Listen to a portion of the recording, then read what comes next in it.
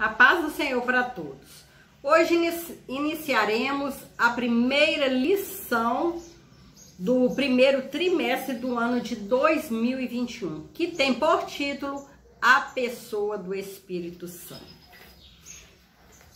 O nosso texto áureo que se encontra em Efésios 4:30 nos diz: E não entristeçais o Espírito Santo de Deus, no qual estáis selados para o dia da redenção.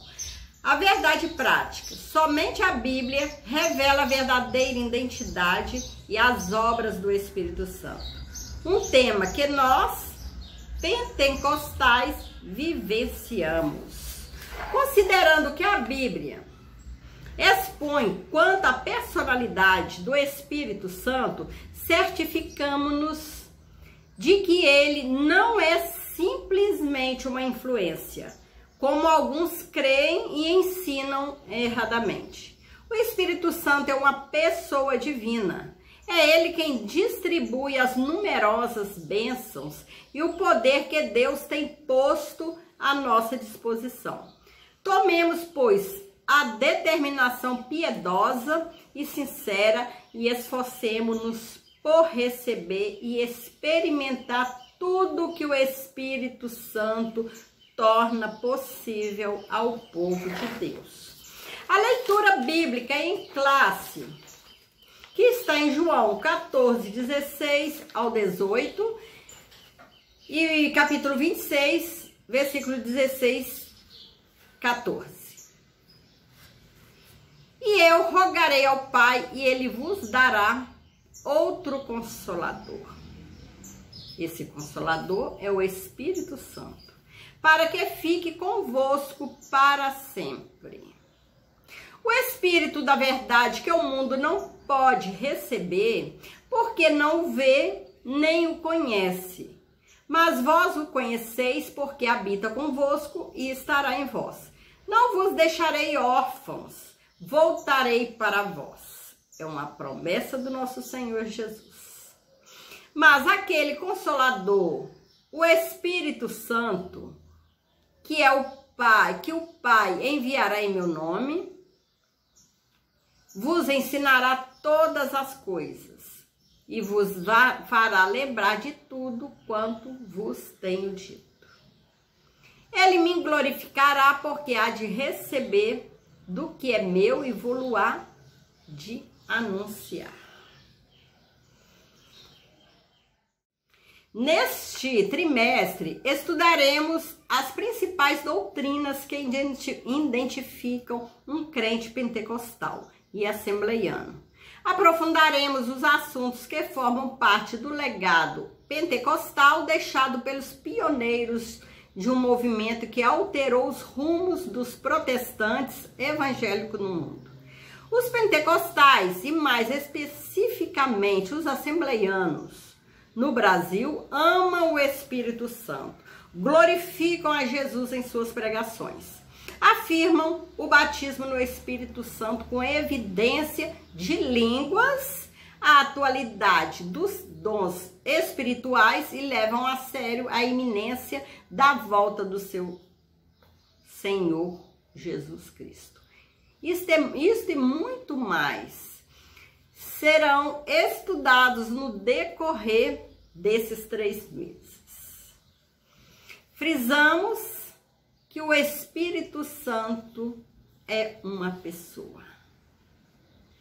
O tema do presente trimestre é o pentecostalismo, no seu aspecto bíblico, teológico e prático. Os pentecostais são conhecidos por suas relações e experiências com a manifestação do Espírito de Deus, mas sua característica básica é o batismo no Espírito Santo, com seus dons e manifestações, como a glossolalia, línguas, as profecias, as curas e as outras operações de maravilhas. A primeira lição mostra uma visão geral sobre a pessoa do Espírito Santo e o que a Bíblia ensina sobre ele. O que os crentes precisam saber sobre o Espírito Santo? sobre a sua divindade, a sua personalidade, os seus atributos divinos e as suas obras de acordo com a revelação bíblica.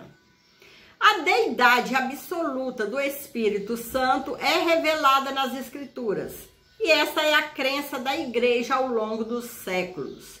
Essa verdade está clara na fórmula batismal, quando o Espírito aparece como Deus igual ao Pai e ao Filho, batizando-as em nome do Pai e do Filho e do Espírito Santo, como está em Mateus 28, 19. Não somente na fórmula trinitária, pois a Bíblia revela com clareza a divindade do Espírito. Segundo, Samuel 23, versículo 2, 3. E também 2 Coríntios, capítulo 3, versículo 17 e 18. E mais, não sabeis vós que sois o templo de Deus e que o Espírito de Deus habita em vós? Como está em 1 Coríntios, capítulo 3, versículo 16. O Espírito Santo é chamado de Deus, pois o apóstolo usa alternadamente os nomes Deus e Espírito Santo. Isso porque o cristão é templo do Espírito de Deus. Nós, cristãos, somos o templo do Espírito de Deus. Em nós habita o Espírito Santo. Glória a Deus. Assim habita no crente o Deus trino e uno, o Pai, o Filho e o Espírito Santo. Como em Atos 5, versículo 3, 4, Deus e o Espírito Santo são uma deidade. A personalidade do Espírito Santo é uma verdadeira bíblica. É uma verdade bíblica. O Espírito Santo é uma pessoa. As Escrituras revelam os elementos constitutivos dessa personalidade e os principais são o intelecto, a emoção e a vontade, entre os demais. O Espírito é inteligente e ele raciocina, como está em 1 Coríntios, capítulo 2, versículo 10, 11. Romanos 8, 27. Ele tem emoção e sensibilidade, pois ama e pode se entristecer, como está em Romanos 15, 30 e em Efésios 4, 30. E é volitivo, isso é, tem vontade própria. Ele não permitiu que Paulo, com sua comitiva, se dirigissem a Bitínia, como está em Atos 16, 7. O Espírito Santo distribui os dons espirituais conforme a sua vontade. Mas um só e o mesmo Espírito opera todas essas coisas, repartindo particularmente a cada um como quer. 1 Coríntios 12, 11. Estou sempre deixando onde na Bíblia está a palavra para quem quiser depois conferir, né? Nos acompanhar. Ou distribuindo a cada um particularmente como lhe apraz. A Bíblia revela todos os atributos incomunicáveis e comunicáveis, ou seja, metafísico e naturais de Deus no Espírito Santo. Ele é onipotente, no poder de milagres e prodígios, no poder do Espírito Santo. Romanos 15, 19. E a fonte de poder e milagres. Mateus 12, 28, Atos 2, 4. O Espírito conhece todas as coisas, até as profundezas de Deus. 1 Coríntios 2, 10, 11. E assim como o coração humano. Ezequiel 11, 5, Romano 8, 26, 27. As coisas do futuro. Atos 20, 23, isso por ser onisciente. Ele possui o atributo da eternidade, pois é chamado de Espírito eterno, como está em Hebreus 9, 14. É o Criador do ser humano e do mundo. Jó 26, 13. 33:4, Salmo 104:30. E também o Salvador, Efésios 1:13, Efésios 4:30. A palavra de Deus apresenta de igual modo seus atributos comunicáveis, santidade, verdade, sabedoria, entre outros, como está em Romanos 15:16, João 14:26 e Efésios 1:17, João 5:6. Já estudamos diversas vezes sobre a Santíssima Trindade. O Senhor Jesus e o Espírito Santo são um só Deus, juntamente com o Pai, visto que a Trindade é a união dos três, pessoas distintas, iguais em glória, poder e majestade. Pericorese é um termo teológico desconhecido no meio evangélico, que expressa a relação intratrinitariana do Pai, do Filho e do Espírito Santo. Ou seja, a habitação das pessoas da Trindade, uma na outra. Cada pessoa está nas outras e cada uma se dá às duas outras. A intimidade entre o Filho e o Espírito Santo se dá nesses termos e é eterna. Jesus fala desse relacionamento desde antes que o mundo existisse, como está em João 17:5. E em outro momento ele diz a Filipe: não crês tu que eu estou no Pai e que o Pai está em mim? João 14:10. O Espírito está também nessa trindade. 1 Coríntios 2:10, 11. Houve época que entre nós, assembleianos, alguns questionavam a adoração ao Espírito Santo. O argumento era baseado numa interpretação equivocada da palavra de Deus. Ele me glorificará, porque há de receber o que é meu. João 16:14. Ainda hoje é comum ouvir alguém dizer que o Espírito Santo não deve ser adorado, porque é ele que glorifica a Cristo. Tal argumento é equivocado, pois o Pai glorifica também o Filho, como está em João 17:5. E nem por isso se diz que o Pai não deve ser adorado. Se o Espírito é Deus, logo pode ser adorado. Do contrário, seria um Deus de segunda categoria. E isso não existe na fé cristã. A verdade é que quando expressamos num culto glória a Deus, o Filho e o Espírito são glorificados no seu louvor. Filipenses 3:3. Da mesma maneira, quando nós damos glória a Jesus, o Pai e o Espírito Santo estão sendo também glorificados. E igualmente, quando se glorifica o Espírito Santo, o Pai e o Filho são glorificados juntamente. Como está em Apocalipse 5:6-13. De modo que a declaração do artigo de fé 27 do credo de Atanácio, tanto a unidade na Trindade como a Trindade na unidade deve ser adorada. Está fundamentada nas Escrituras Sagradas.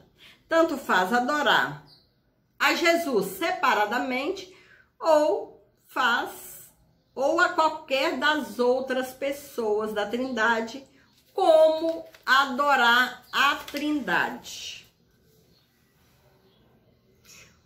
Portanto, o Espírito Santo é alguém como Jesus, da mesma substância, glória e poder. Consubstancial quer dizer da mesma substância. O Senhor Jesus prometeu enviar o Consolador e o identifica como Espírito Santo. Mas aquele Consolador, o Espírito Santo, que o Pai enviará em meu nome. O Filho é consubstancial com o Pai. João 10:30.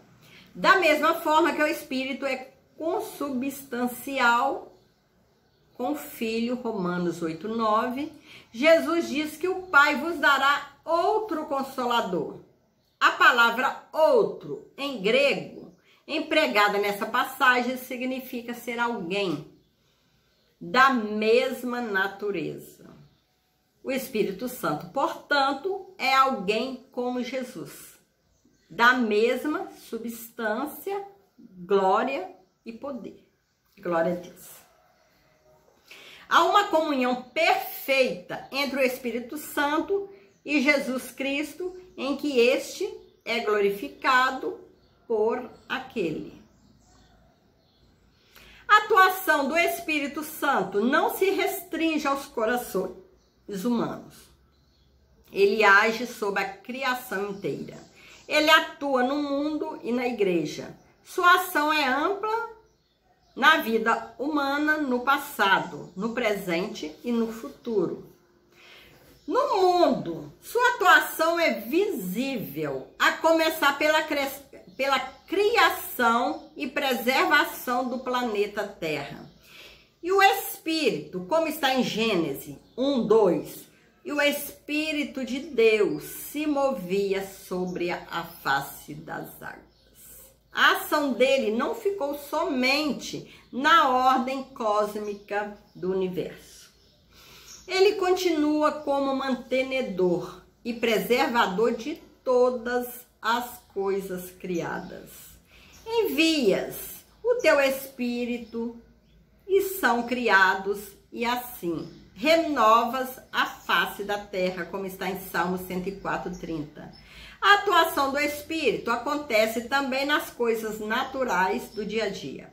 E nem por isso deixa de ser uma ação milagrosa, como um acerto médico num diagnóstico complicado, uma aprovação num concurso concorrido, uma promoção de cargo da empresa, entre outros. Foi o Espírito Santo que conduziu a história da redenção humana por meio da nação escolhida de Israel. 1 Pedro 1:10-12, e inspirou os profetas. 2 Pedro, capítulo 1, versículo 12-21. Sua presença está em toda a história dos antigos hebreus, como os 70 anciãos auxiliares de Moisés. Números 11:25. E dos demais heróis de Israel, como Otiniel, Gideão, Sansão, Davi e entre outros. Juízes 6:34, 14:6, 1 Samuel 16:13. O Espírito é a primeira pessoa com quem o pecador tem contato quando vem a Cristo. Embora tal experiência não seja reconhecida ou identificada no início, pois é Ele que nos leva a Cristo. 1 Coríntios 12:3. É Ele que nos faz arrepender dos nossos pecados e de chegar mais perto a Cristo, nos converter dos maus caminhos e seguir em direção ao céu, ao caminho reto, ao caminho da salvação. É o Espírito Santo que convence o homem do pecado. Na vida humana, o Novo Testamento registra o início da dispensação da plenitude do Espírito. E essa nova era começou com a descida do Espírito Santo no dia de Pentecostes. Atos 2, versículo 1-8. Essa descida foi para que ele ficasse conosco para sempre. Foi promessa de Jesus para a dispensação da igreja. João 14:16. No Nos dias atuais, o Espírito continua atuando na vida dos crentes, nas nossas vidas. Isso pode ser visto por meio do fruto do Espírito, Gálatas 5:22, e das manifestações dos dons espirituais, como está em 1 Coríntios 12, versículo 4 ao 11.